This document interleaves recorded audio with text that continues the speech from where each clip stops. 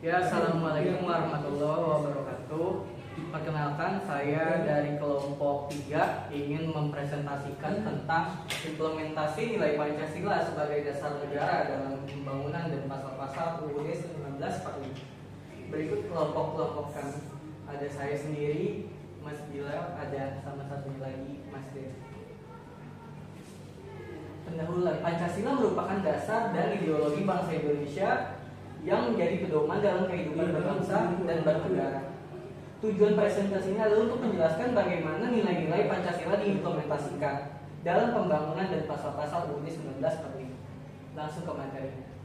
Sejarah Pancasila. Pada sidang BPU PKI pertama 29 Mei 1 Juni sampai dengan 1 Juni 1945 diusulkan dasar negara oleh Soekarno dan Muhammad Yamin. Yaitu yang kedua adalah Soekarno mengusulkan 5 sila yang dikenal sebagai Pancasila pada tanggal 1 Juni 1945.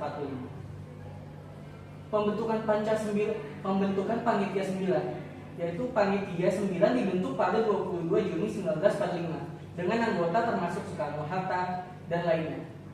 Panitia 9 menghasilkan Piagam Jakarta sebagai dasar negara. Perubahan Piagam Jakarta. Pada 18 Agustus 1945, Piagam Jakarta diubah, khususnya sila pertama menjadi ketuhanan yang Maha Esa. Dan yang kedua adalah pengesahan Pancasila dalam pembukaan UUD 1945. Oke, baik. Selanjutnya Pancasila dalam pembukaan Undang-Undang 1945. Pancasila diakui sebagai dasar filosofis negara yang tertuang dalam alinea keempat pembukaan Undang-Undang 1945. Yang kedua, menjadi cita-cita hukum tertinggi dalam sistem hukum Indonesia. Hubungan Pancasila dengan Undang-Undang 1945. 1. Pancasila merupakan sumber dari segala sumber hukum di Indonesia. Kedua, diagram piramida hubungan Pancasila sebagai dasar pembukaan Undang-Undang 1945. Pokok pikiran dalam pembukaan Undang-Undang 1945. Pertama, persatuan Indonesia. Kedua, keadilan sosial bagi seluruh rakyat Indonesia. Ketiga, kedaulatan rakyat. Keempat, ketuhanan yang Maha Esa dan kemanusiaan yang adil dan beradab. Aktualisasi Pancasila dalam kebijakan negara. Pancasila sebagai sumber dari segala sumber hukum. Contoh kebijakan negara yang berlandaskan nilai-nilai Pancasila. 1. Program pembangunan infrastruktur. Kedua, kebijakan pendidikan nasional. Contoh implementasi nyata. Contoh kebijakan atau program pemerintah yang berhasil berdasarkan nilai Pancasila, misalnya 1. Program Keluarga Harapan atau PKH. Kedua, program Indonesia Pintar atau PIP. Ketiga, program kesehatan BPJS. Terus berikutnya, tantangan dan solusi.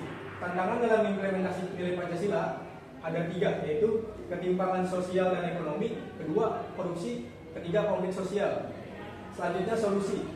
Yang pertama, penegakan hukum yang adil. Kedua, pendidikan karakter. Ketiga, penguatan lembaga negara. Peran generasi muda. Pentingnya peran generasi muda dalam mengamalkan nilai Pancasila. Pertama, aktif dalam kegiatan sosial dan kemasyarakatan.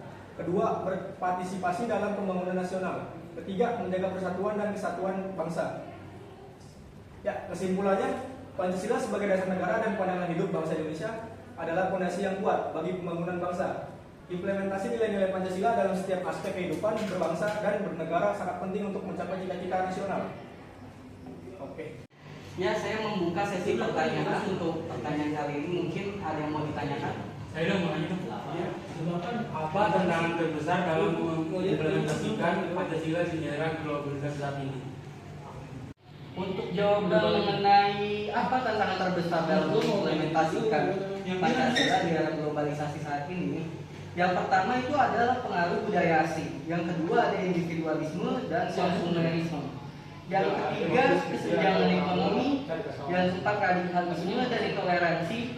Dan yang kelima, teknologi dan informasi. Apakah sudah jelas? Sekian dari presentasi kelompok kami mengenai implementasi nilai Pancasila sebagai dasar negara dalam pembangunan dan pasal-pasal UUD 1945. Ya, cukup sekian ya dari kelompok kami. Kurang lebihnya mohon maaf. Wassalamualaikum warahmatullahi wabarakatuh.